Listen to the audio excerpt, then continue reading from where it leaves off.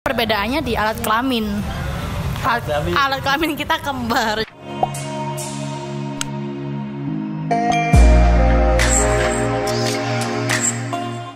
Kembali lagi di konten kita Moreno Official.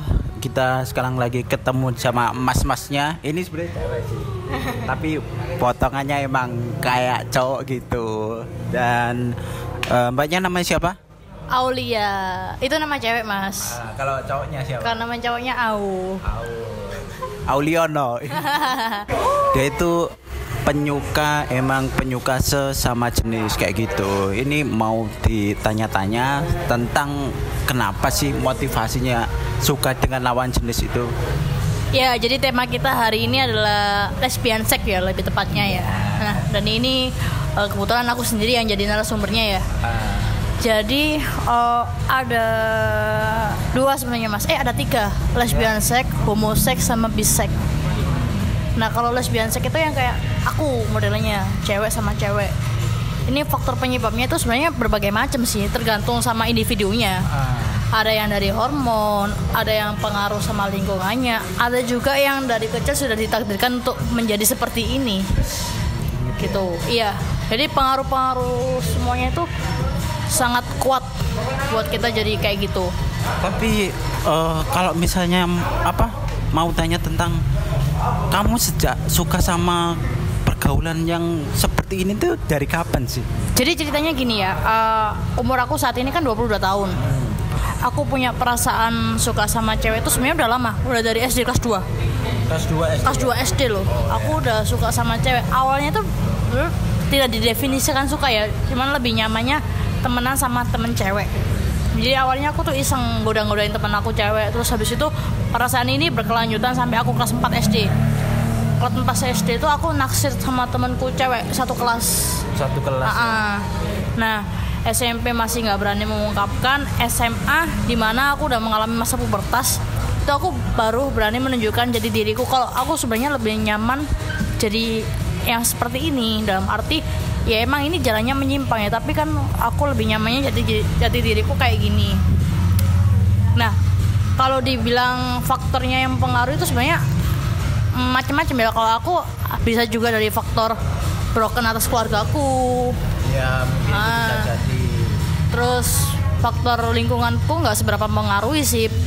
Terus kayak emang dari diriku sendiri, mungkin hormonku tuh udah ngerasa aku lebih ke cowok dibandingkan ke cewek.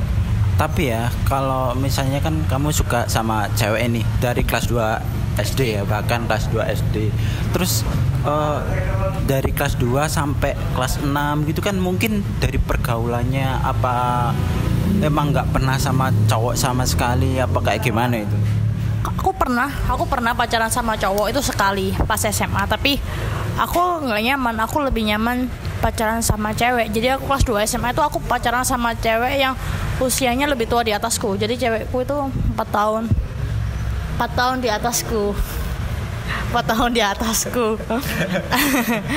Emang hal yang pertama kali dilakukan pas ketika kamu pacaran sama sesama jenis itu kayak gimana sih? Jadi gini ya, sebenarnya pacaran sesama jenis itu sama aja sih sama orang normal lainnya, orang cowok sama cewek. Jadi anggap aja kamu itu lagi pacaran sama lawan jenismu. Cuman perbedaannya di alat kelamin.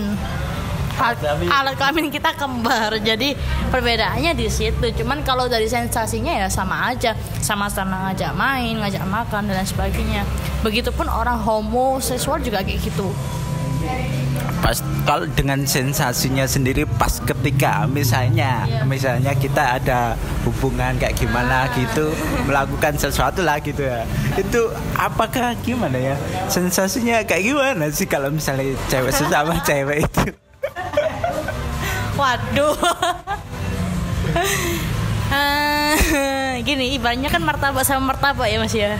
Iya, martabak kan enak kalau misalnya dimakan, terang bulan kan juga enak. Kalau misalnya gitu, saya kalau makan martabak enak, makanya ketagihan. Tapi ya, kalau misalnya kalau sampai kapan sih mau jadi seperti kayak misalnya cewek sama cewek gitu? Sampai kapannya untuk aku pribadi, aku belum tahu ya. Yang pastinya aku nggak mungkin dan nggak mau seterusnya kayak gini, karena next ke depan aku punya kehidupan atau masa depan sendiri. Karena ini jalan yang salah sebenarnya. Cuman aku di zona nyaman, tapi zona nyamannya ini zona nyaman setan sebenarnya, Mas. Cuman aku nyaman. Jadi ya di golongan biseksual itu kalau untuk dalam hal bercinta seksualnya ya mungkin terbatas, nggak seluasa orang cowok sama cewek ya. Iya. Cuman sebagai cowoknya aku pribadi mempunyai sensasi enak sendiri gitu. Ibaratnya kayak masnya ini cowok. Nah, kalau pas main sama cewek enaknya gimana? Yes, itulah aku. Tapi kalau misalnya keluar kemana-mana, terus apa namanya main ke rumah, cewek main ke rumah gitu, apa orang tua gitu nggak melarang? Apa misalnya gimana ya, kalau misalnya orang tua kan pasti pemikirannya anakku kok kayak gini sih, kayak gitu. I know. Orang tua aku pribadi, keluarga aku pribadi tuh aku tahu, mereka tahu aku seperti ini. Jadi mereka awalnya pasti keluarga mana sih yang mau ada salah satunya keluarga yang salah. Tapi mereka menerima aku karena mereka memaklumi kondisiku. Jadi aku nggak ada yang tak sembunyi-sembunyiin dari keluargaku.